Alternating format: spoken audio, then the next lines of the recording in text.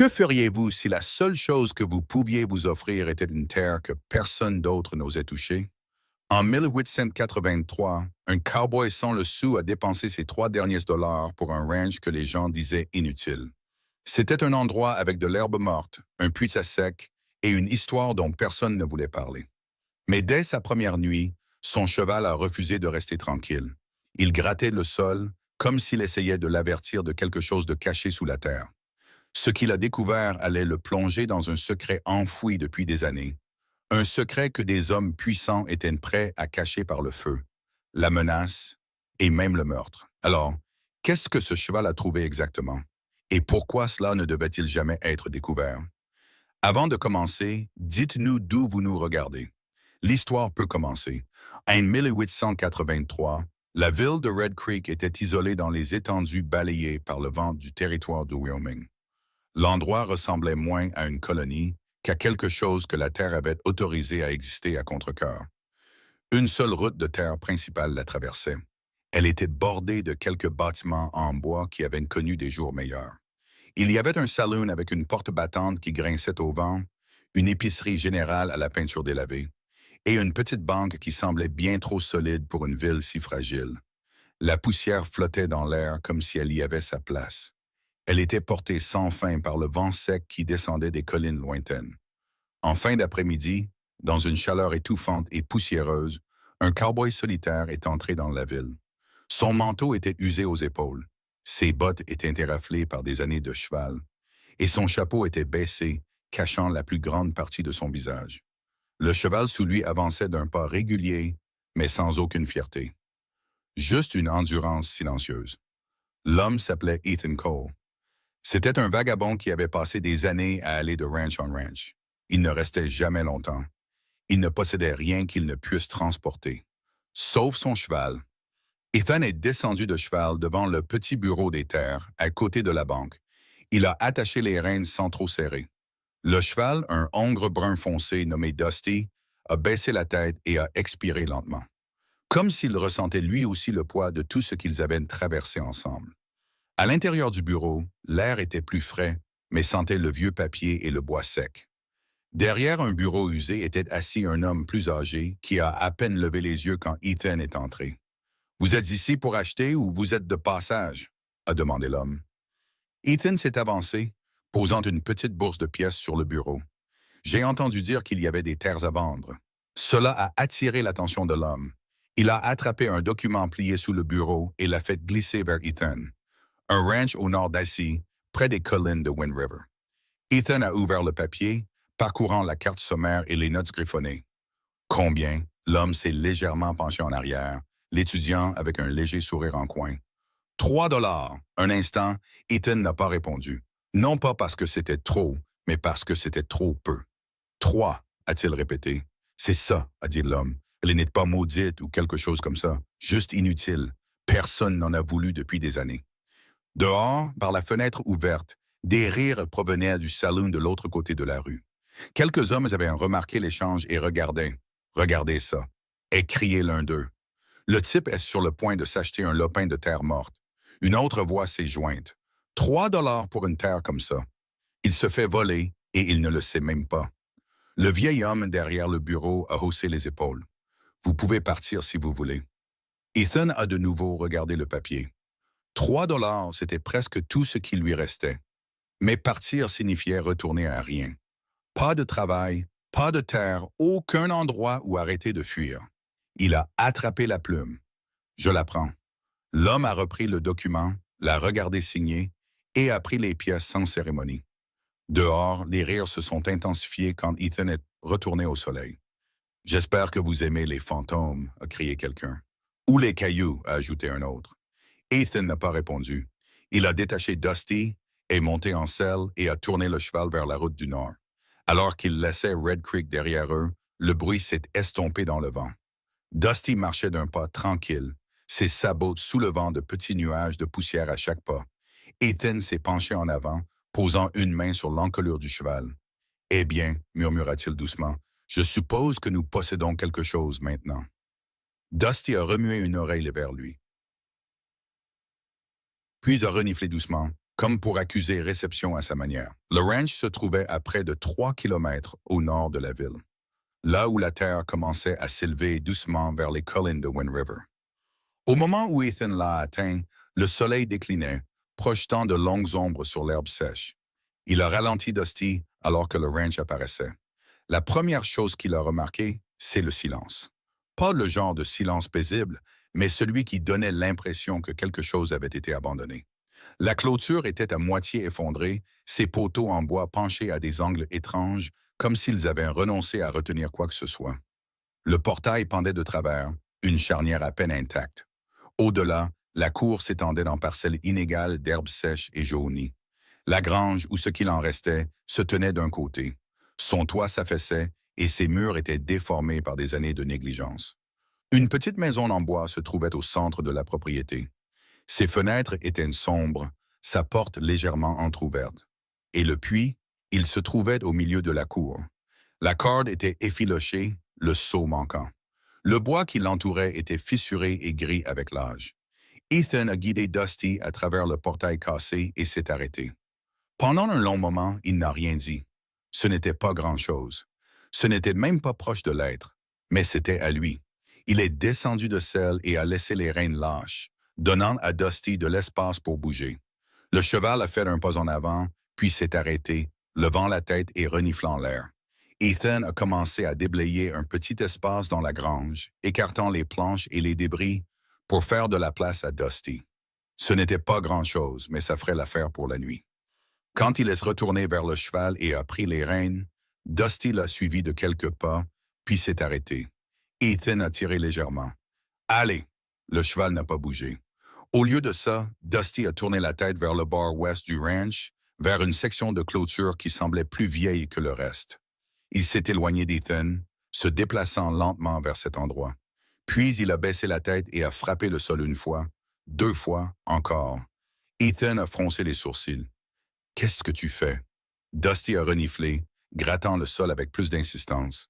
Ethan s'est approché, regardant en bas. Il n'y avait rien d'inhabituel, juste de la terre dure et de l'herbe sèche éparpillée. Probablement un caillou, a-t-il marmonné. Il a tiré les rênes à nouveau, plus fermement cette fois. Après un moment, Dusty a cédé et l'a suivi dans la grange. Cette nuit-là, Ethan a dormi dans la petite maison en bois, enveloppé dans une couverture contre le froid rampant. Le vent faisait vibrer les planches lâches, chuchotant à travers les fissures des murs. Il a pensé au rire en ville, aux $3, à la terre. Mais finalement, l'épuisement l'a emporté. Le matin est venu avec une lumière pâle et le même vent sec. Ethan est sorti, s'étirant le dos, et est allé voir Dusty. Dès qu'il a détaché le cheval, celui-ci l'a dépassé et s'est dirigé directement vers le même endroit, près de la clôture ouest. Encore une fois, il a baissé la tête. Encore une fois, il a frappé le sol. Ethan l'a suivi, observant plus attentivement cette fois. Bon, qu'est-ce que c'est? Dusty a reniflé le sol, puis l'a gratté, enlevant une fine couche de terre. Ethan s'est accroupi, balayant la surface avec sa main. Toujours rien d'évident, juste de la terre, a-t-il dit. Il s'est levé en secouant la tête et est retourné travailler sur la clôture. Au cours des jours suivants, il est resté occupé à réparer les planches, à déblayer les débris, essayant de redonner un peu de vie à l'endroit. Mais chaque fois qu'il laissait Dusty errer librement, le cheval retournait à ce même endroit. Toujours le même, toujours à creuser, toujours à le regarder ensuite. Ethan a commencé à le remarquer davantage. Et puis, un après-midi, quelque chose a changé. Il enfonçait un poteau en bois dans le sol près de la clôture quand le marteau a frappé. Au lieu du bruit sourd du bois et de la terre, il y a eu un son sec et creux. Du métal, Ethan s'est figé. Il a frappé à nouveau. Le son a légèrement résonné, indubitable cette fois. Il a posé le marteau et s'est agenouillé, approchant son oreille tout en tapotant le sol avec le manche. Cling, cling. Dusty s'est approché derrière lui, a reniflé et a frappé le sol une fois de plus, juste là où Ethan travaillait. Ethan a expiré lentement. D'accord, peut-être que tu as trouvé quelque chose. Il a attrapé une pelle et a commencé à creuser. Le sol à cet endroit était plus dur que le reste, tassé comme s'il avait été remué et remis en place. Chaque pelletée demandait un effort, mais il a continué, la sueur coulant dans son dos malgré l'air sec. Puis la pelle a heurté quelque chose de solide. Pas de la roche, quelque chose de plus plat. Ethan est tombé à genoux, dégageant la terre avec ses mains. Un morceau de bois usé a commencé à émerger, noirci et ramolli par le temps. Il a dégagé davantage. Ce n'était pas juste une planche, c'était une surface, un couvercle, une porte. Ethan s'est assis un moment, la fixant. Eh bien, ça alors. Il a travaillé sur les bords, découvrant le contour complet. Les charnières, bien que rouillées, étaient encore visibles. Une trappe. Il a trouvé un morceau de fer à proximité et l'a coincé sous le bord, tirant de toutes ses forces. Le bois a gémi. Les charnières ont cédé et avec un dernier effort, la trappe s'est ouverte. Un courant d'air froid et vicié est monté d'en bas, transportant l'odeur humide de la terre intacte depuis des années. Ethan s'est penché, retenant légèrement sa respiration en regardant en bas. Un escalier étroit descendait dans l'obscurité. Derrière lui, Dusty s'est agité, émettant un son bas et inquiet. Ethan a attrapé sa lampe à Will, a gratté une allumette et l'a allumée. La petite flamme a vacillé, projetant de longues ombres sur l'ouverture. Il n'a hésité qu'un instant. Puis il a commencé à descendre. Chaque marche grinçait sous son poids, le bois sec mais tenant toujours. La lumière d'en haut s'est rapidement estompée, remplacée par la faible lueur de la lampe. En bas, l'espace s'ouvrait sur un tunnel boss aux parois de terre compactes. Ethan a avancé lentement. L'air était plus froid ici. Il a suivi le tunnel sur plusieurs mètres jusqu'à ce qu'il s'élargisse en une petite chambre. Et là, au centre, se trouvait un grand coffre en bois. Il était couvert de poussière. Les bords étaient usés, la surface marquée par le temps. Ethan s'est approché prudemment, posant la lampe à côté. « Voyons voir ce que tu cachais. » Il a soulevé le couvercle.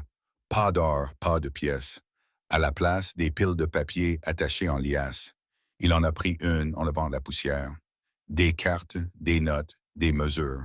Une autre liasse, des documents estampillés de marques officielles, militaires. Tan a froncé les sourcils en les feuilletant. Rien de tout cela n'avait de sens pour l'instant. Au fond du coffre, il a trouvé une seule feuille de papier, plus usée que les autres. Il l'a dépliée avec soin. L'écriture était inégale, hâtive. Il n'y avait qu'une seule ligne. Ils l'ont enterrée pour le garder secret. Ethan a fixé les mots, le silence du sous-sol pesant autour de lui. Au-dessus, le vent se déplaçait faiblement sur la terre. Et pour la première fois depuis l'achat du ranch, Ethan a compris une chose clairement. Cet endroit n'avait jamais été inutile. Il avait caché quelque chose. À votre avis, que cachait vraiment ce ranch sous la surface? Partagez vos idées dans les commentaires. Et si vous êtes curieux de découvrir la vérité avec nous, n'oubliez pas de vous abonner. Car ce qui suit est la partie la plus choquante de l'histoire. 2 jours après qu'Ethan a découvert le tunnel caché et l'étrange coffre sous son ranch, la routine tranquille de sa nouvelle vie a été brisée. C'est arrivé tôt le matin. Le soleil venait à peine de se lever sur les collines de Wind River. Dusty a levé la tête et a poussé un reniflement bas et inquiet. Ethan est sorti de la maison, enfilant encore son manteau, et a suivi le regard du cheval. Un cavalier approchait. L'homme se déplaçait d'un pas régulier et contrôlé. Sa posture était droite, ses vêtements propres d'une manière qui n'appartenait pas à cette terre.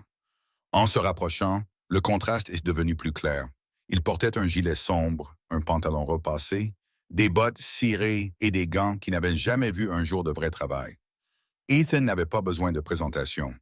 Walter Briggs, l'homme qui possédait la banque, l'homme qui possédait la moitié de la ville. Briggs a ralenti son cheval près du portail et a longuement regardé le ranch avant de descendre. Ses yeux ont parcouru la clôture cassée, la grange affaissée, le puits à sec. Puis, presque imperceptiblement, ils se sont attardés sur le bord ouest de la propriété. L'endroit exact où Ethan avait creusé. Briggs a retiré ses gants lentement, les époussetant comme si la terre elle-même l'offensait. « Eh bien, dit-il, sa voix douce, presque polie. Vous vous installez? » Tan a légèrement croisé les bras, s'appuyant contre le poteau de la clôture. « J'y arrive. » Briggs a hoché la tête, s'approchant. Ses bottes ne faisaient presque aucun bruit sur la terre. « Pas grand-chose à voir, a-t-il continué. Mais je suppose qu'un homme qui n'a rien voit les choses différemment. » Ethan n'a pas répondu. Il y a eu une pause, assez longue pour paraître intentionnelle. Puis Briggs a souri faiblement.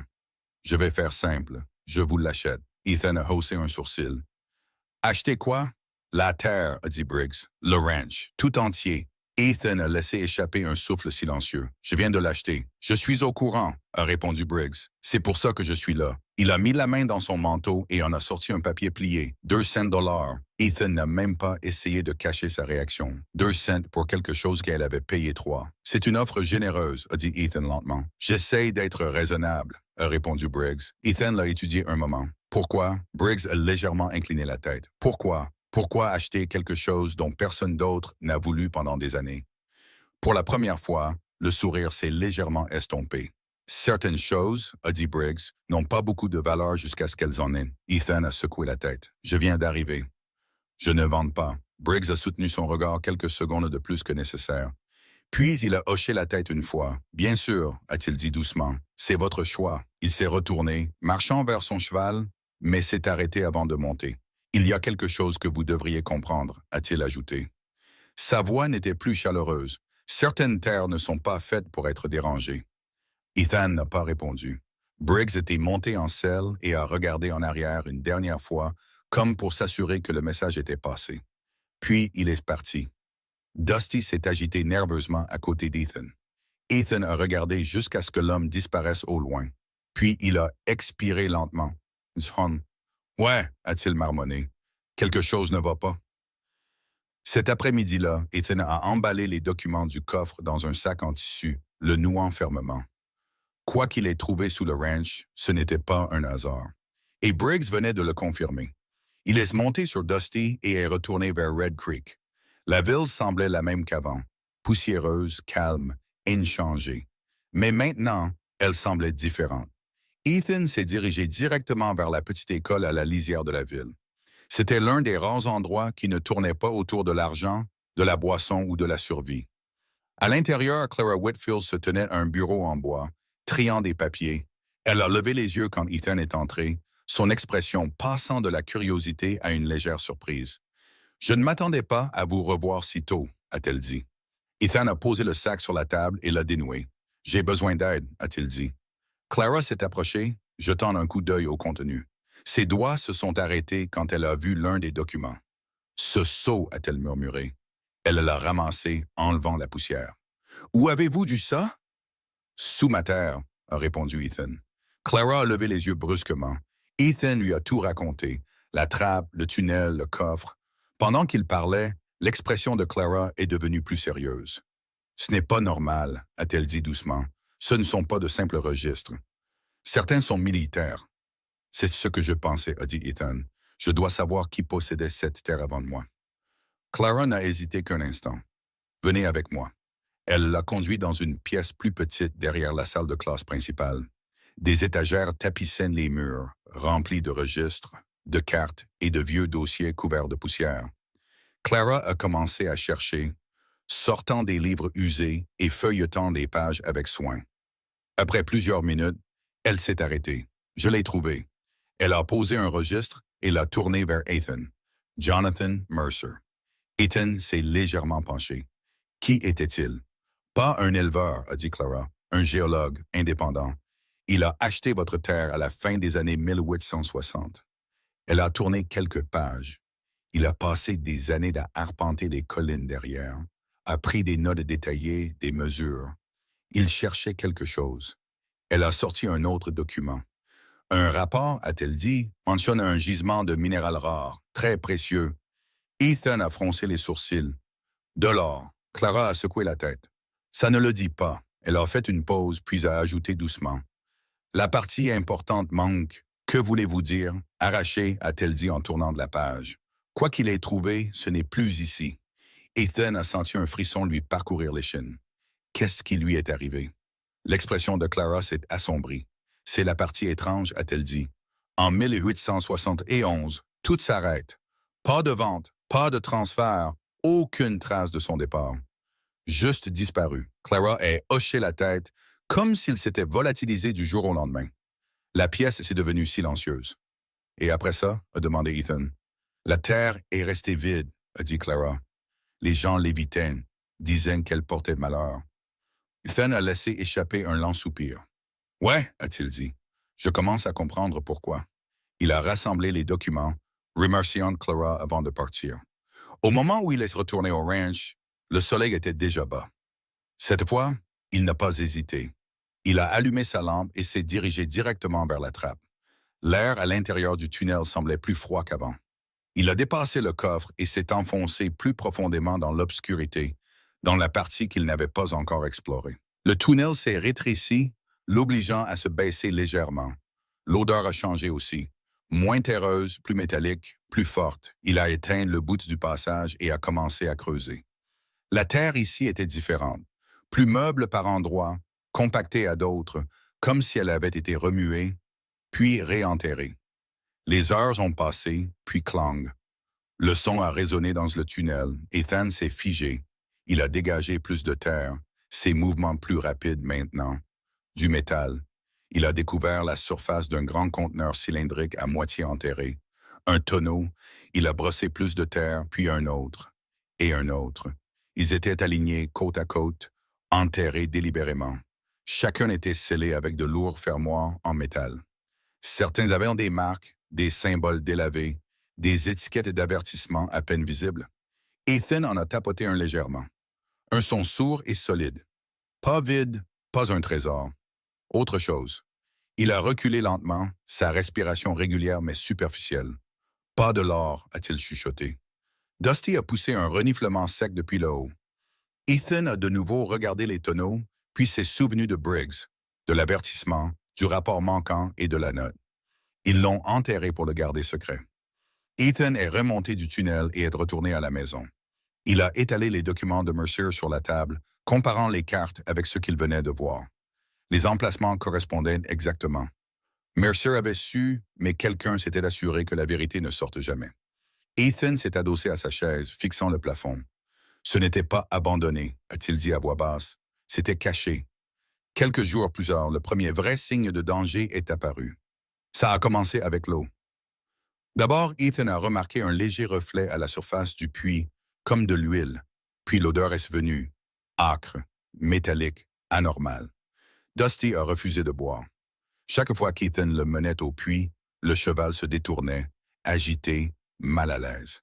Ethan s'est accroupi et a recueilli un peu d'eau dans sa main. Elle semblait étrange, plus chaude qu'elle n'aurait dû l'être. Il l'a essuyée rapidement. « Ce n'est pas bon », a-t-il marmonné. Puis la nouvelle est tombée. Un enfant de Red Creek était tombé malade. Forte fièvre, faiblesse, aucune cause claire. Mais il y avait un détail. L'enfant avait joué près du ruisseau près des collines et en avait bu. Ethan se tenait au milieu de sa cour quand il l'a appris. Les pièces se sont assemblées d'un coup. Les tonneaux, l'eau, la maladie, ce n'était pas seulement un secret enterré. Ça se propageait. Il a regardé vers la clôture ouest, l'endroit où Dusty avait frappé le sol dès le premier jour. Le cheval se tenait à proximité, le regardant. « Tu savais, » a dit Ethan doucement.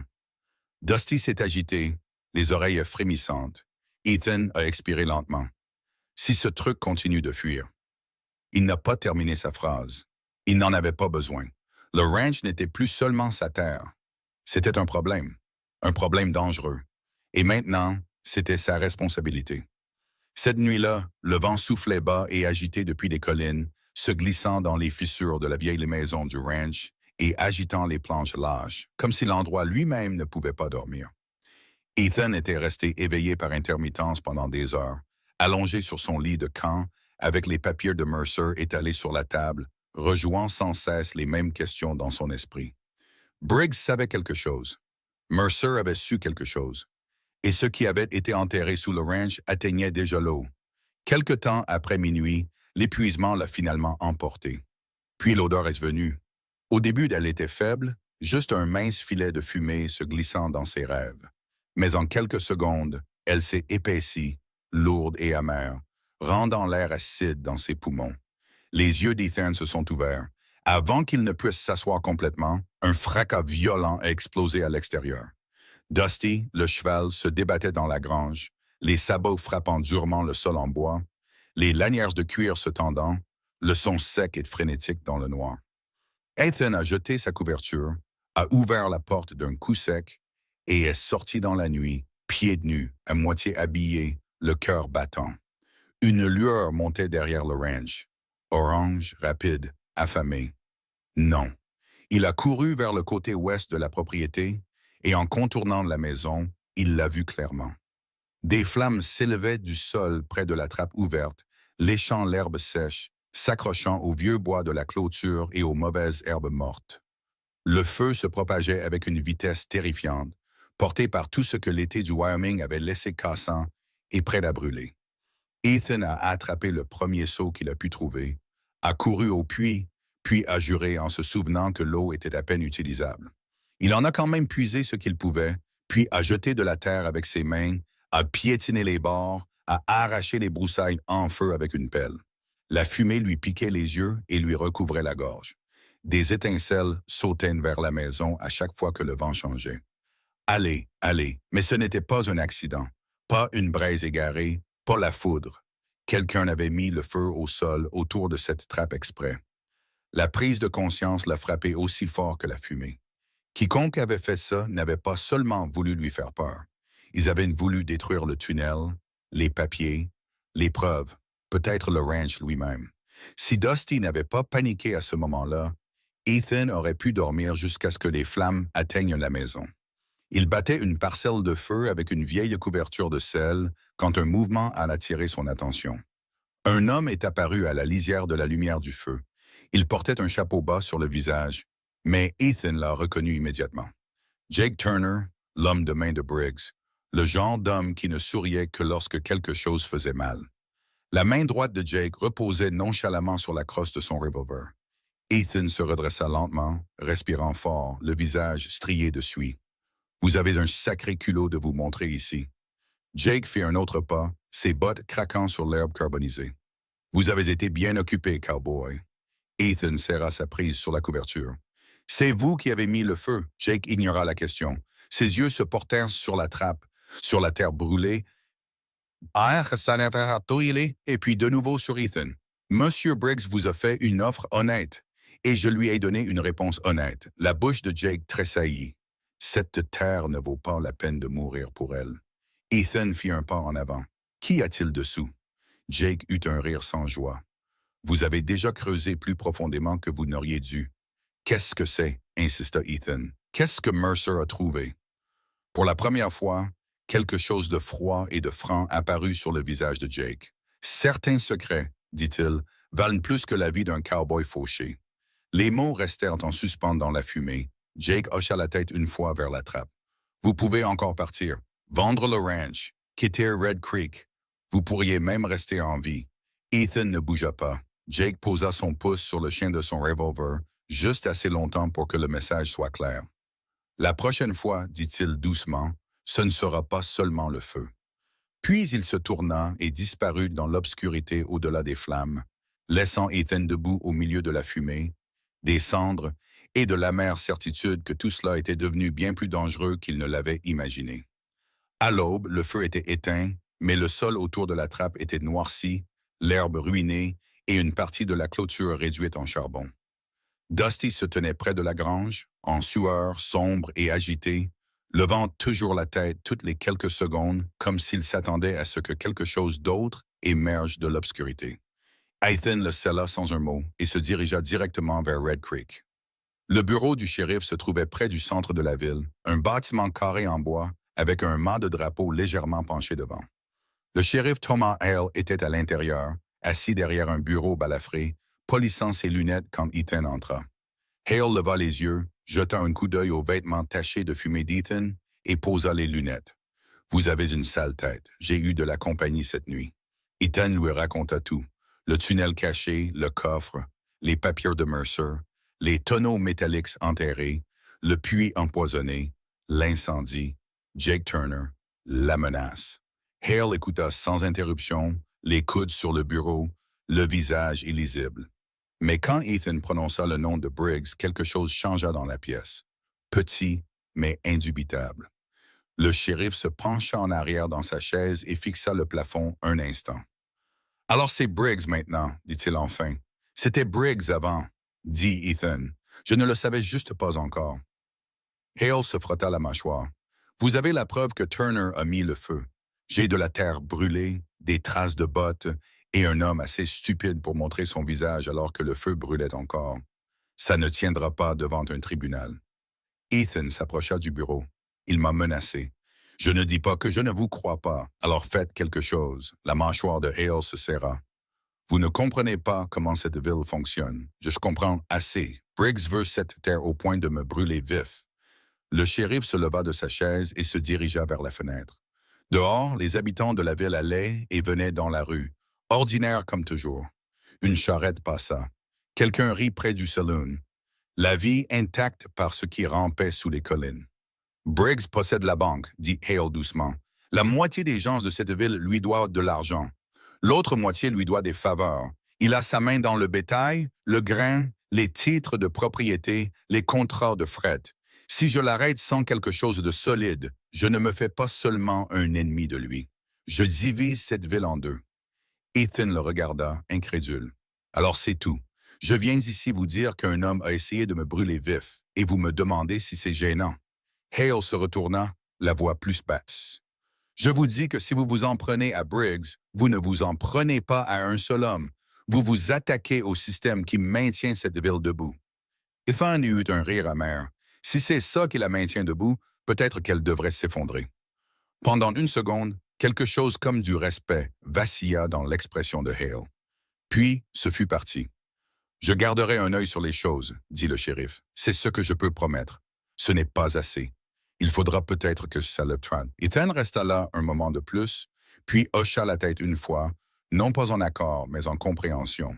Le shérif n'allait pas le sauver. Pas encore. Peut-être jamais. Alors qu'il se tournait pour partir, Hale parla de nouveau. Cole. Ethan s'arrêta. Quoi que vous ayez trouvé là-bas, dit Hale, soyez prudent. Les hommes comme Briggs ne paniquent que s'il y a quelque chose qui vaut la peine de tuer. Quand Ethan retourna au ranch cet après-midi-là, la lumière avait changé. Des nuages couleur d'orage s'étaient rassemblés loin à l'ouest, projetant de longues ombres grises sur la propriété. Il était à mi-chemin de l'inspection du sol brûlé près de la trappe quand il sentit qu'il n'était plus seul. Un homme se tenait près de la clôture.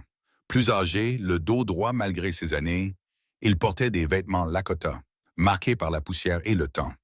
Mais il n'y avait rien d'incertain dans sa façon de se tenir. Sa présence semblait calme et solide, comme un arbre qui avait traversé trop de saisons pour être ému par quoi que ce soit de petit. Dusty le remarqua aussi, mais au lieu de reculer, le cheval se contenta de regarder. Ethan s'avança prudemment. « Je peux vous aider. » L'homme l'étudia un moment. « Vous êtes celui qui a acheté cette terre. Ce n'était pas une question. »« Oui. » L'homme hocha la tête une fois. « Je suis Running Elk. » Ethan avait déjà entendu ce nom, généralement prononcé en ville à voix basse et avec de vieux préjugés. Le chef Running Elk dirigeait un camp Lakota qui vivait non loin des collines de Wind River. « Que voulez-vous? » demanda Ethan. Les yeux de Running Elk se tournèrent brièvement vers la parcelle de terre noircie près de la trappe.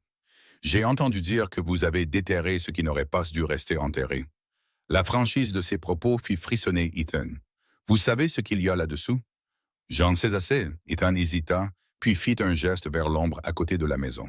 « Alors vous feriez mieux de me le dire. » Ils s'assirent dehors, le vent se déplaçant doucement dans l'herbe. Pendant un moment, Running Elk ne dit rien. Puis il regarda vers les collines. « Il y a de nombreux hivers, commença-t-il. Notre peuple a remarqué que l'eau changeait. » Ethan écouta sans l'interrompre. Le ruisseau qui coulait de ces collines avait toujours été propre. Puis il a commencé à avoir un goût étrange. Les animaux le refusaient. Certains de nos gens l'ont bu quand même. Ils sont devenus faibles. Leurs corps les ont lâchés lentement. Pas d'un coup, assez lentement pour que les hommes en ville disent que c'était autre chose. Sa voix ne s'éleva jamais, mais cela ne la rendit que plus lourde. Nous sommes allés à Red Creek. Nous les avons prévenus. Ils n'ont pas écouté. Certains ont ri, certains ont dit que la terre leur appartenait maintenant et que ce qui s'y passait était leur affaire, pas la nôtre. Ethan pensa aux puits empoisonnés, à l'enfant malade, au tonneau noir. Running Elk continua. Le sol ici était empoisonné bien avant votre arrivée. Ethan déglutit, et personne n'a rien fait. Running Elk le regarda vivement.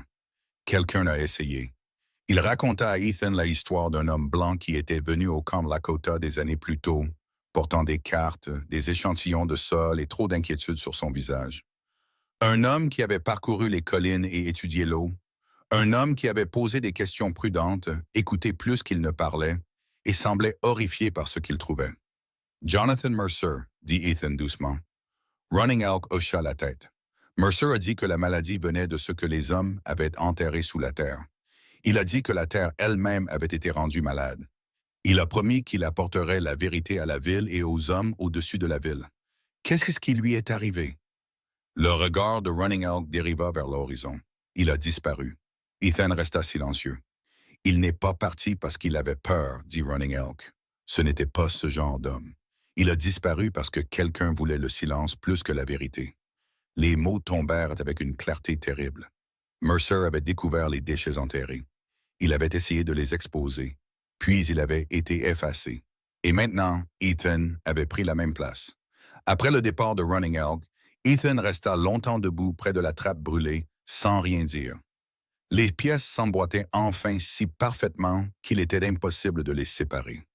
Mercer avait trouvé le secret et avait disparu. Les tonneaux métalliques avaient été enterrés exprès.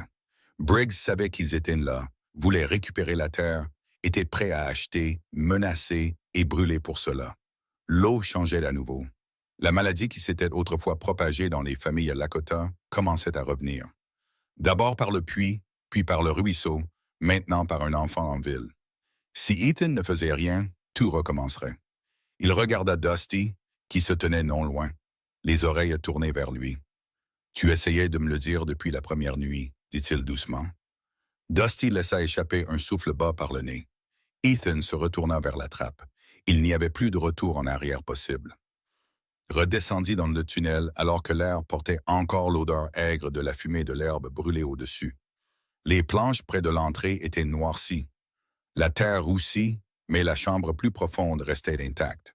Les tonneaux attendaient dans le noir, à moitié exposés, silencieux et laids. Cette fois, Ethan ne descendit pas en homme curieux, espérant comprendre. Il descendit en homme qui avait déjà fait son choix. Il souleva la pelle, puis commença à creuser. Il élargit la terre autour de chaque tonneau, en découvrant d'autres, exposant les rangées complètes enterrées sous le ranch. Le travail était brutal. Le tunnel était étroit. La sueur lui coulait dans les yeux. L'odeur métallique devenait plus forte à mesure qu'il s'enfonçait. Mais il ne s'arrêta pas. Chaque coup de pelle portait un poids différent maintenant. Pas la curiosité, la résolution. « Si je vous laisse ici, » marmonna-t-il à voix basse en enfonçant à nouveau la pelle, « vous tuerez toute cette vallée. » À la fin de la première journée, il en avait découvert assez pour savoir exactement à quoi il avait affaire. Pas un ou deux tonneaux, mais de nombreux. Plus qu'assez pour empoisonner le sol pendant des années. Alors il a continué. Pendant des jours, Ethan travailla de l'aube jusqu'à l'apparition des étoiles, transportant, creusant, enroulant des chaînes autour des tonneaux, installant un système de planches et de poulies pour les sortir du tunnel sans les briser. C'était un travail dangereux. Plusieurs tonneaux étaient rouillés par endroits. L'un d'eux gémit lorsqu'il le déplaça, et il se figea pendant près d'une minute avant de le bouger à nouveau. Dusty tirait quand Ethan le demandait, avançait prudemment quand les charges étaient inégales, et ne recula pas une seule fois. À la fin, une vieille charrette était chargée d'une cargaison de morts en fer. Aux premières lueurs, Ethan monta sur le banc du conducteur et prit les rênes. Dusty se pencha en avant et la charrette se mit en mouvement en grinçant. Ils entrèrent dans Red Creek lentement, lourdement, chaque tour de roue gémissant sous le poids. Il était assez tôt pour que la ville commence à peine à s'éveiller, mais au moment où Ethan atteignait la route principale, les têtes se tournaient déjà. Les gis arrêtèrent de balayer les porches. Des hommes sortirent du saloon avec du café à la main. Des femmes s'arrêtèrent devant l'épicerie générale. Des enfants regardaient, les yeux écarquillés, la charrette remplie de tonneaux métalliques scellés. Ethan ne s'arrêta pas. Il traversa la ville et arrêta la charrette devant la banque. La banque de Walter Briggs, le centre de son pouvoir, l'endroit par où semblaient passer toutes les dettes, toutes les faveurs, tous les mensonges. Dusty frappa le sol une fois et resta immobile. Ethan descendit, chaque mouvement calme et délibéré. Il détacha le sac en tissu du côté de la charrette et se tourna pour faire face à la foule qui se rassemblait. « Qu'est-ce que c'est que ça, bon sang ?» demanda quelqu'un. Ethan ne répondit pas immédiatement. Il laissa le silence attirer plus de gens. Puis il ouvrit le sac et sortit les papiers de Mercer. « Ceci, dit-il, sa voix portant plus loin qu'il ne s'y attendait, vient du sol sous mon ranch. Plus de gens se rassemblèrent. J'ai trouvé un tunnel enterré près de la clôture ouest. Au bout se trouvait un coffre. Dans ce coffre, il y avait des cartes, des registres, des papiers militaires et les noces de Jonathan Mercer. À la mention du nom de Mercer, un murmure parcourut la foule. Ethan leva l'un des papiers. Mercer savait que quelque chose avait été enterré là-bas. Il savait que c'était dangereux. Il a essayé de prévenir les gens. Il se tourna et frappa le côté d'un des tonneaux avec sa main. C'est ce qu'il a trouvé. La foule devint plus silencieuse. Ce ne sont pas des tonneaux de trésors. Ce ne sont pas des outils miniers. C'est du poison. Enterré sous ce ranch il y a des années et laissé là pour pourrir. Un homme à l'arrière fronça les sourcils. Quel poison? Je ne connais pas tous les noms, dit Ethan. Mais je sais ce que ça fait. Le puits sur ma terre est devenu imbuvable. Le ruisseau près des collines a rendu un enfant malade. Les Lakota ont prévenu cette ville il y a des années que l'eau changeait et personne n'a écouté. Maintenant, le silence était complet. Ethan leva une autre page. Ses cartes montrent où Mercer est arpenté la terre. Ses notes montrent qu'il a trouvé quelque chose d'enterré et de dangereux. Et puis il a disparu. Il laissa les implications s'installer. Quelques personnes s'étaient déjà tournées pour regarder la banque. Le ranch n'était pas inutile, dit Ethan. Il était caché. À ce moment précis, un ping métallique aigu vint de la charrette. Tout le monde sursauta. Un des tonneaux avait légèrement bougé. Une fissure, fine comme un trait de couteau, s'ouvrit sur le côté rouillé. Puis, un liquide noir commença à suinter. Lentement d'abord, puis plus vite. Il coula le long du fer, dégoulina de la charrette et se répandit sur la rue en terre en un ruban sombre et huileux. L'odeur frappa une seconde plus tard. Âcre, métallique, anormal, assez pour faire reculer les gens instantanément. « Reculez !» cria Ethan. « Reculez !» La foule recula en trébuchant, la panique se propageant bien plus vite que n'importe quel discours. Les femmes tirèrent les enfants derrière elles. Les hommes se couvrirent la bouche avec leurs manches. Quelqu'un cria pour de l'eau, puis un autre cria de ne pas y toucher. Et d'un coup, ce qu'Ethan disait cessa de ressembler à une accusation et commença à ressembler à une preuve. Les portes de la banque s'ouvrirent violemment. Walter Briggs sortit. Fini le sourire suave, la confiance facile. Son visage était pâle de fureur. « Qu'avez-vous fait ?» exigea-t-il. Ethan se tourna pour lui faire face. « J'ai ramené votre secret à la maison. Retirez cette charrette immédiatement. » aboya Briggs. « Vous semez la panique. »« Non, » dit Ethan. « C'est vous qui avez fait ça quand vous avez enterré ça sous la terre et laissé empoisonner l'eau. » Les yeux de Briggs balayèrent la foule, puis les papiers dans les mains d'Ethan, puis le tonneau qui fuyait. « Vous n'avez aucune idée de ce dont vous parlez. J'en sais assez. » Ethan leva les notes de Mercer. Il a essayé de le dire aux gens. Vous vous êtes assuré que personne ne l'entende. Ce fut le moment où Briggs craqua. Il mit la main dans son manteau, mais avant que son revolver ne sorte du cuir, une autre voix retentit sur la place. « Ne bougez pas. » Le shérif Thomas Hale se tenait au bord de la foule, son arme déjà dégainée. Briggs se figea. Hale s'approcha, stable comme la pierre. « Lâchez-la. » Pendant une longue seconde, personne ne respira. Puis Briggs abaissa lentement l'arme. Hale s'avança, la lui prit des mains et le regarda dans les yeux. « Walter Briggs, vous êtes en état d'arrestation. » Le mot frappa la ville plus fort que l'arme n'aurait jamais pu le faire. L'homme le plus puissant de Red Creek se tenait dans la rue, tandis que Hale lui passait les menottes au poignet. Autour d'eux, la foule regardait en silence, stupéfaite. L'équilibre de la ville venait de basculer sous les pieds de tout le monde, et il n'y avait aucun retour en arrière possible. Le reste s'est passé vite. Les documents de Mercer furent lus publiquement et copiés. Les pièces manquantes de son rapport furent reconstituées à partir de notes, de cartes et de pages à moitié brûlées. La vérité émergea par fragments, mais chaque fragment pointait dans la même direction. Mercer avait découvert un projet de déchets dissimulés, lié à des opérations militaires et à des intérêts fonciers privés. Il avait essayé de le dénoncer, puis il avait disparu. En quelques jours, des officiels arrivèrent de tout le territoire du Wyoming. Des agents fédéraux suivirent un peu après. Le ranch, le tunnel et les collines derrière furent bouclés. Des panneaux d'avertissement furent installés. Les tonneaux furent enlevés sous bonne garde et emportés pour examen. On ordonna aux habitants de ne pas boire l'eau du ruisseau voisin. Le puits sur la propriété d'Ethan fut déclaré dangereux. Les familles vivant le plus près des écoulements durent faire bouillir l'eau, puis on leur dit de ne plus y toucher du tout. La vérité était sortie de la terre, et maintenant personne ne pouvait plus prétendre ne pas la voir. Mais la vérité avait un coût.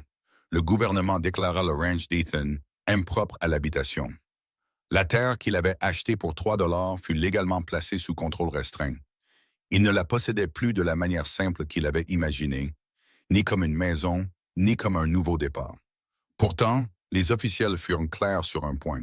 Si Ethan n'avait pas trouvé le site enterré quand il l'a fait, et s'il n'avait pas amené les tonneaux au grand jour, oh non, la contamination se serait peut-être propagée bien plus loin avant que quiconque n'agisse. Alors ils l'ont indemnisé.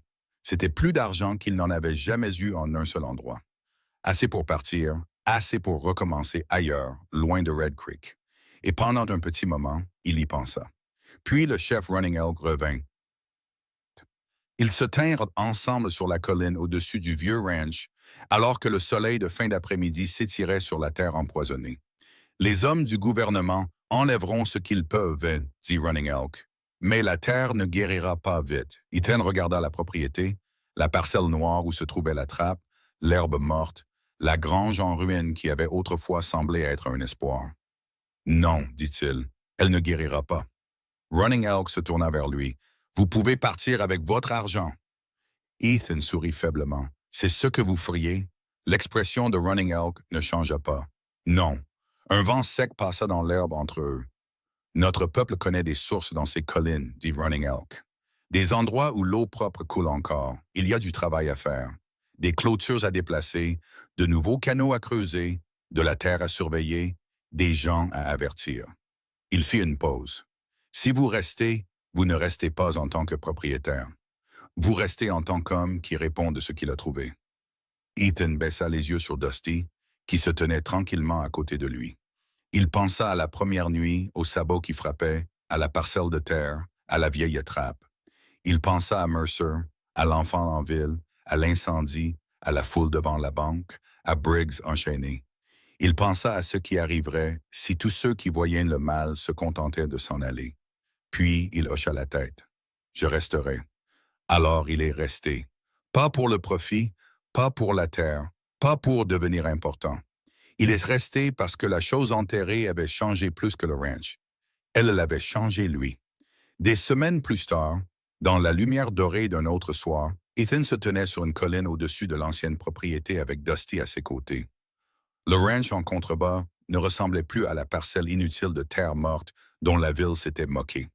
Il ressemblait au début de quelque chose de difficile, de laide, de nécessaire, de quelque chose d'honnête. Dusty agita ses oreilles dans le vent et s'approcha un peu plus.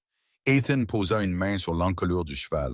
« Eh bien, dit-il doucement, en regardant la terre, tu avais raison. » En dessous d'eux se trouvait l'endroit où un secret avait dormi pendant des années, sous le sol sec du Wyoming. Et au-dessus se tenait un cow-boy fauché qui avait acheté un ranch inutile pour 3 $ et découvert la vérité enfouie sous celui-ci. Une année passa après le jour où Walter Briggs fut emmené menotté, et Red Creek ne redevint jamais tout à fait la même ville. De loin, elle ressemblait encore à une colonie de pionniers s'accrochant au vent du Wyoming. Une rue, des devantures de magasins usés par le temps, de la fumée s'élevant des cheminées les matins froids, des traces de chariots imprimées dans la terre. Mais l'atmosphère de la ville avait changé. Quelque chose en elle était devenu plus silencieux. Pas plus calme, juste plus silencieux, comme si trop de gens avaient appris trop de choses trop vite. Certaines familles étaient parties avant la fin de l'hiver. Celles qui vivaient le plus près du ruisseau contaminé avaient emballé ce qu'elles pouvaient et s'étaient déplacées vers l'est ou le sud à la recherche d'une eau plus propre et d'un sol plus sûr. Quelques-unes avaient vendu leur maison pour presque rien. D'autres avaient simplement fermé leurs portes à clé et étaient parties avant l'aube, ne voulant pas élever des enfants dans un endroit où le sol lui-même était devenu suspect. Mais tout le monde n'est pas parti. Certains sont restés parce qu'ils n'avaient nulle part où aller. D'autres parce qu'ils croyaient que le pire était passé. D'autres encore parce que les gens de la frontière étaient têtus d'une manière qui n'avait rien à voir avec la logique et tout à voir avec la survie. L'ancien bâtiment de la banque était maintenant vide. Ses fenêtres étaient barricadées. L'enseigne avait été enlevée, ne laissant que des marques pâles sur le bois où les lettres avaient été. Les enfants ne couraient plus en criant devant. Les hommes ne se rassemblaient plus sur les marches pour parler de prêts pour le bétail et des prix de l'hiver. Ils se tenaient là comme une dent morte au milieu de la ville. Un rappel de la façon dont une grande partie de la force de Red Creek avait été construite sur de la pourriture. Le saloon ouvrait toujours tous les soirs, mais même là, le bruit ne montait jamais aussi haut qu'avant. Les conversations baissaient de ton lorsque certains noms étaient mentionnés. Les rires s'arrêtaient plus vite. Les gens s'observaient un peu plus attentivement maintenant. 1 an plus tôt, Red Creek était une ville à moitié endormie. Maintenant, elle était réveillée et mal à l'aise. Ethan Cole n'y était plus invisible. Cela aussi avait changé. Il ne vivait plus dans l'ancienne maison du ranch, pas depuis que le gouvernement avait bouclé la zone de contamination principale et marqué les terres au-delà comme restreintes. Au lieu de cela, il séjournait dans une petite cabane construite près du bord extérieur de la zone bouclée, assez près pour surveiller, assez loin pour éviter le pire du sol empoisonné. La cabane avait été construite avec l'aide d'hommes du camp Lakota et de quelques habitants qui croyaient encore que le travail pratique importait plus que le ressentiment. La plupart des matins, Ethan était déjà dehors aux premières lueurs, déplaçant des poteaux de clôture, vérifiant des tranchées, transportant du bois ou chevauchant le périmètre avec Dusty. Il travaillait avec le chef Running Elk presque tous les jours. Plus comme un invité, pas exactement comme sa famille non plus. Mais l'ancienne distance entre eux s'était amincie pour devenir autre chose, quelque chose construit sur le travail partagé et la confiance méritée. Ethan avait cessé de se sentir comme un étranger sur cette terre. Pourtant, il savait qu'il n'appartiendrait jamais entièrement à aucun des deux mondes, ni à la ville qui le regardait encore avec un mélange de gratitude et de suspicion, ni au camp Lakota dont les avertissements auraient dû être entendus bien avant son arrivée. Les gens de Red Creek avaient commencé à le voir de 2 manières. Pour certains, il était l'homme qui avait sauvé la vallée, celui qui avait refusé de se taire, celui qui avait révélé ce que Mercer était mort en essayant de révéler, celui qui avait traîné le poison enterré à la lumière du jour avant qu'il ne puisse se propager davantage. Pour d'autres, il était l'homme qui avait apporté la ruine, l'homme qui avait creusé là où personne n'avait creusé depuis des années, l'homme dont les questions avaient conduit à des agents fédéraux, à des saisies de terre, à des puits de barricadés, à des familles quittant la ville et à un silence qui planait surtout comme le gel de l'hiver. Les 2 versions de sa personne marchaient dans les mêmes rues. Et Ethan avait appris à ne contredire ni l'une ni l'autre. Le travail de guérison de la terre était plus lent que quiconque ne le souhaitait. Au début du printemps, Ethan et Running Elk avaient commencé à creuser de nouveaux canaux à partir d'une source plus propre, plus au nord, creusant de longues et étroites tranchées à la main pour détourner l'eau douce vers des terres plus sûres. Ils bloquaient les anciens chemins d'écoulement avec des pierres, du bois et de la terre tassée, essayant d'empêcher les infiltrations contaminées d'atteindre les champs en contrebasse. Ils marquaient les endroits suspects avec des piquets et des bandes de tissu. Ils transportaient de la terre de crête plus propre et l'étalaient sur des parcelles abîmées où rien n'avait poussé depuis des mois. Dans les zones les moins endommagées, ils essayaient de ressemer de l'herbe. Une partie tenait, une autre mourait dans 1 semaine. Rien dans ce travail n'était certain. Il n'y avait aucune garantie, aucune fin nette, aucun jour unique où la terre semblait soudainement guérie. Certains matins, le sol semblait plus sec et plus fort que la semaine précédente. D'autres jours, une nouvelle parcelle d'herbe jaunissante ou une odeur amère dans un fossé de drainage leur rappelait à quel point les dégâts enfouis sous la surface étaient importants. Et à travers tout cela, Dusty restait étrangement essentiel. C'est le cheval, plus d'une fois, qui les a empêchés de commettre des erreurs dangereuses. Il y avait des endroits où Ethan pensait que l'eau détournée était assez claire, mais Dusty s'arrêtait net, couchait les oreilles et refusait de boire.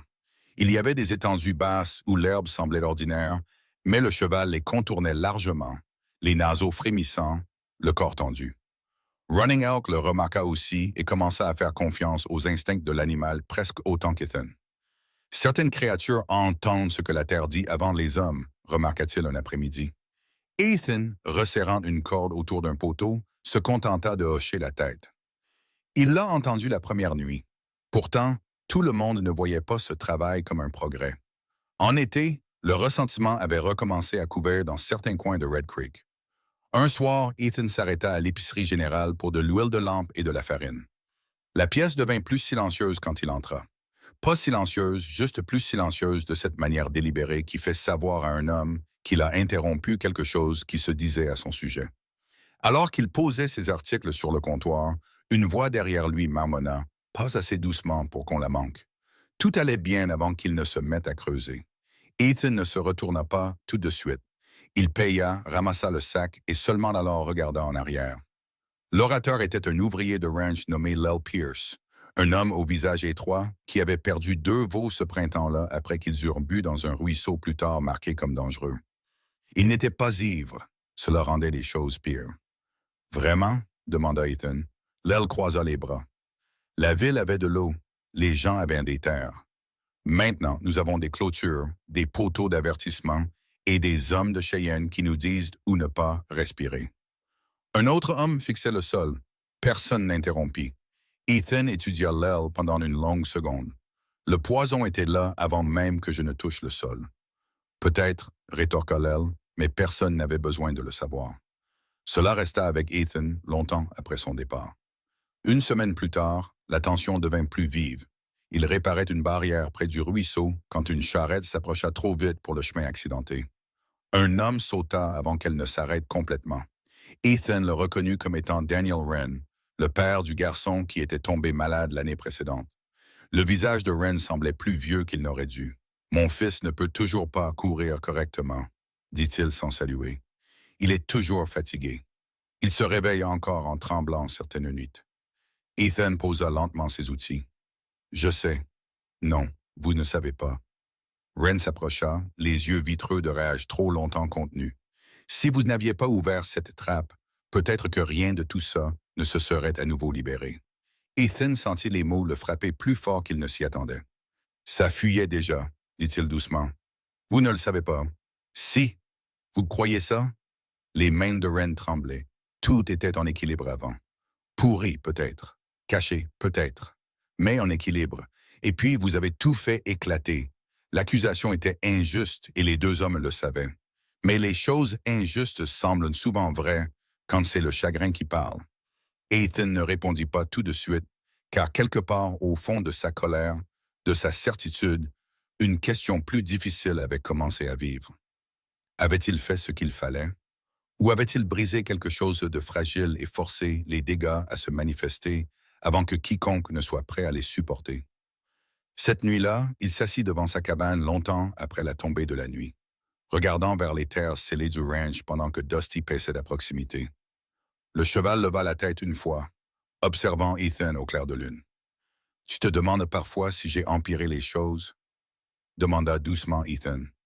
Dusty ne répondit pas, bien sûr, mais la question demeura. Le signe étrange suivant arriva à la fin de l'été. Il commença de la même manière que le premier. Dusty s'arrêta.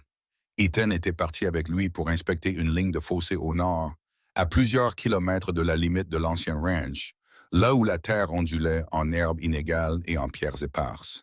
Il n'y avait rien de remarquable à cet endroit à première vue, juste une campagne ouverte, pâle sous le soleil. Puis Dusty s'arrêta net. Pas par entêtement, pas par fatigue, avec alerte. Le cheval baissa la tête, renifla une fois et refusa d'avancer.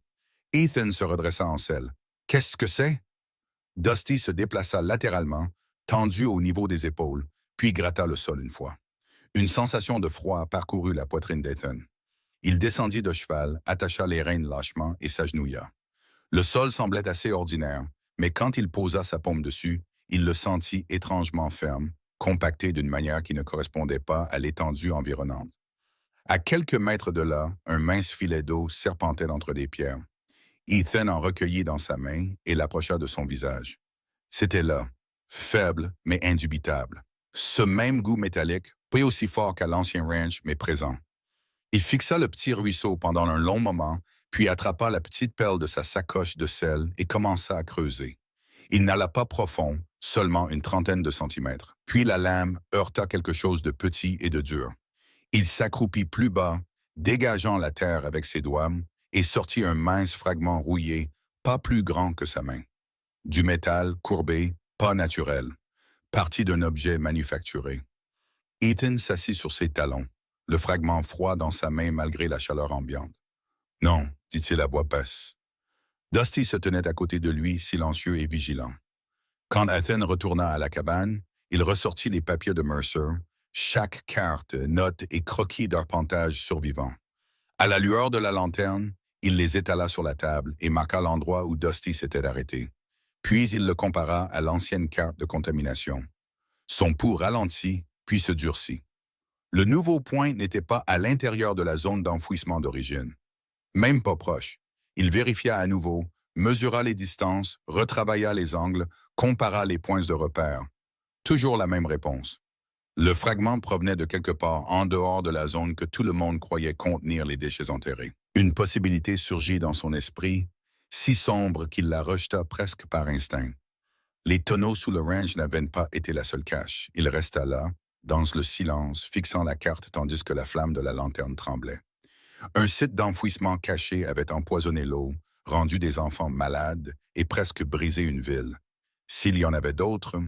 Au matin, la peur était devenue une certitude suffisante pour agir. Il partit à la recherche de Running Elk et lui présenta les cartes. L'homme plus âgé les étudia tranquillement, puis leva les yeux vers Ethan. « Vous avez trouvé une autre blessure. » Ethan hocha la tête. « Et s'il y en a une de plus, il pourrait y en avoir d'autres. » Le visage de Running Elk ne changea pas, mais quelque chose dans ses yeux s'approfondit. Les hommes qui enterrent du poison sous une colline ne s'arrêtent généralement pas à une seule colline. Ensemble, ils se rendirent sur le nouveau site. Dusty les y conduisit sans hésitation cette fois, comme s'il se souvenait de chaque fausse note de la terre une fois qu'il l'avait entendue. Ils dirent peu de choses en arrivant. Le vent se déplaçait dans l'herbe. Le petit ruisseau scintillait sous la lumière du matin. L'endroit semblait assez paisible pour tromper quiconque ne savait pas quoi chercher. Ethan se tenait au-dessus de la parcelle de sol remuée et sentit l'ampleur de la chose s'ouvrir sous lui. « Ce n'a pas été enterré qu'une seule fois, » dit-il enfin. Dusty se tenait à côté de lui, immobile et alerte. Running Elk regarda vers les collines lointaines. « Non, dit-il, et les hommes qui enterrent un mensonge en enterrent généralement un autre à côté. » Ethan tourna lentement sur lui-même, embrassant du regard l'étendue de terre autour d'eux. Les kilomètres d'herbe, de pierres, d'eau peu profonde, de bassins cachés, de chemins d'arpentage abandonnés, de vieilles routes militaires dont personne ne parlait plus. Le combat qu'il pensait avoir terminé à Red Creek n'était pas fini. Il avait seulement changé de forme. À la deuxième année, Red Creek avait commencé à se stabiliser. Pas complètement, pas proprement, mais assez pour que les gens puissent respirer sans sentir que chaque jour pourrait se fendre sous leurs pieds. Un nouveau système d'eau avait été construit par étapes sommaires, puisant dans des sources plus propres, plus éloignées, et alimentant des stations de barils et des abreuvoirs marqués comme sûrs par des tests répétés. Certains champs au-delà des pires zones de ruissellement avaient recommencé à produire des récoltes maigres, mais utilisables. Quelques familles qui avaient envisagé de partir décidèrent de rester. D'autres, entendant que la ville avait survécu au pire, vinrent voir s'il y avait encore de la place pour recommencer. La relation entre les habitants de la ville et les Lakota changea aussi, bien que lentement, et non sans que de vieux préjugés ne résistent à chaque étape. Le travail partagé fit ce que les discours n'avaient jamais pu faire. Des hommes qui ne se seraient jamais assis au même feu creusaient maintenant des fossés les uns à côté des autres. Les femmes échangeaient des graines et du tissu. Les enfants, avec moins d'histoires à désapprendre, s'adaptèrent le plus rapidement. Et au milieu de ce nouveau terrain instable se tenait Ethan. Plus un vagabond, plus l'homme dont les gens se moquaient pour avoir acheté une terre morte. Maintenant, quand il parlait lors des réunions de la ville ou plaidait pour déplacer une ligne de clôture ou changer un tracé d'eau, les gens écoutaient. Non pas parce qu'il occupait un poste, non pas parce qu'il voulait le pouvoir, mais parce qu'il avait eu raison une fois d'une manière que personne ne pouvait ignorer. Pourtant, il vivait simplement. Le même chapeau usé, les mêmes vêtements de travail rudes, la même habitude de se réveiller avant l'aube. Dusty resta à ses côtés à travers tout cela, plus âgé maintenant, peut-être un peu plus lent, mais non moins vif. Le cheval était devenu presque une légende parmi ceux qui connaissaient l'histoire. Certains enfants de la ville l'appelaient le cheval de la vérité, moitié en plaisantant, moitié avec révérence. Ethan ne les corrigea jamais. Pendant le deuxième hiver, il continua d'étudier les papiers de Mercer.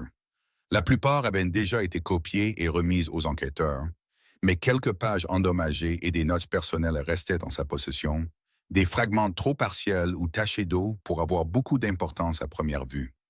Une nuit glaciale, alors que le vent martelait les murs de la cabane et que Dusty s'agitait dans l'appentis extérieur, Ethan s'assit à la table, parcourant à nouveau ses bribes. Une page déchirée glissa d'entre deux feuilles d'arpentage. Il faillit la manquer. Le papier avait été plié dans une couture, si bien caché qu'il ressemblait à une partie de la reliure endommagée. Ethan le libéra soigneusement et l'étala sous la lampe. Au début, cela semblait dénué de sens. Des demi-lignes, des symboles partiels, des marques abrégées, des distances sans étiquette. Mais quand il le superposa à la carte plus grande de Mercer, puis fit correspondre le style de notation à d'autres pages, son souffle se coupa. Le fragment correspondait non pas à l'arpentage du ranch, mais à quelque chose de plus large, de beaucoup plus large. Pendant des heures, Ethan travailla en silence, triant, alignant, comparant les points de repère, traçant l'encre pâle là où la main de Mercer s'était autrefois déplacée plus vite que la peur. Un par un, les points déconnectés commencèrent à se relier. Pas un seul point d'enfouissement, plusieurs. Une chaîne de sites s'étendant bien au-delà de Red Creek, à travers le territoire du Wyoming. La prise de conscience s'installa dans la pièce comme une autre personne. Mercer n'avait pas seulement découvert une seule cache enterrée. Il avait découvert un système, quelque chose d'organisé, d'intentionnel. Pas un accident caché dans un endroit désespéré, mais un réseau de sites d'élimination placés sur des terres isolées, probablement là où des colonies pauvres, des terres tribales ou des ranchs oubliés rendaient la résistance facile et le silence moins cher. Ethan se pencha en arrière, fixant lentement la carte assemblée. « C'est plus grand que Briggs, murmura-t-il. Briggs avait été le gardien d'une porte, pas de toute la machine. Le lendemain, il montra la carte à Running Elk. Le chef étudia la carte reconstituée pendant un long moment avant de parler. « Alors, dit-il enfin, la maladie a été plantée en de nombreux endroits. » Ethan hocha la tête. « Mercer a trouvé ça avant de disparaître. Et maintenant, vous avez trouvé ce qu'il essayait de porter. » Ce mot « porter » resta avec Ethan, car c'est ce qu'il ressentait. Un fardeau. Une vérité trop grande pour une ville, un ranch, une bonne action, une arrestation, et avec cela vint un choix final. Il pouvait s'arrêter. Il avait assez d'argent de l'indemnisation pour partir. Il pouvait acheter une terre propre dans le Montana ou le Colorado, prendre Dusty et passer le reste de sa vie à travailler sa terre sous un ciel honnête. Il avait fait plus que la plupart des hommes n'auraient fait, plus que quiconque ne pouvait équitablement lui demander. Où il pouvait continuer. Il pouvait suivre la carte de Mercer, trouver les sites restants, tirer la vérité à la lumière du jour encore et encore, jusqu'à ce que quelqu'un d'assez puissant soit finalement forcé de répondre de tout cela. Mais s'il faisait ça, Red Creek ne serait pas la fin du combat. Ce ne serait que le début. Un soir, debout au-dessus du ruisseau au coucher du soleil, Ethan posa la carte sur une pierre plate, tandis que Running Elk regardait la lumière s'estomper sur les collines. « Si je me lance là-dedans, dit Ethan, je ne reviendrai peut-être pas à quelque chose de simple. » Running Elk hocha la tête comme si la simplicité n'avait jamais fait partie du monde. « Vous pourriez rester, dit-il, vivre tranquillement, laisser d'autres hommes découvrir le reste en leur temps. Et s'ils ne le font pas, le regard du chef resta fixé sur l'horizon. Alors d'autres boiront ce qui n'aurait jamais dû toucher leurs lèvres. » Le silence s'étira entre eux. Finalement, Running Elk dit « Certaines vérités ne sont pas faites pour être portées seules. » Ethan baissa de nouveau les yeux sur la carte. Non, elles ne l'étaient pas, mais parfois, quelqu'un devait quand même les soulever en premier. Plus tard cette nuit-là, il se tenait à côté de Dusty sous un ciel rempli d'étoiles. Le cheval tourna légèrement la tête, les oreilles en avant, attendant. Ethan posa une main sur son encolure. « Si j'arrête maintenant, dit-il doucement, quelqu'un d'autre en paiera le prix. » Dusty expira. « Et si je continue, il ne termina pas non plus, car le coût de la continuation était impossible à mesurer. Des hommes plus importants que Briggs pourraient encore être liés à ces sites. Le même genre de silence qui avait englouti Mercer pourrait encore l'attendre sur le chemin. Pourtant, quand Ethan regarda vers la ligne sombre des collines au-delà de Red Creek, il savait déjà. À l'aube, il avait fait ses bagages, la carte reconstituée de Mercer, un sac de couchage, de la nourriture séchée, des outils, un barillet de revolver de rechange, un carnet. Rien de plus qu'un homme n'a besoin pour voyager léger et continuer à avancer.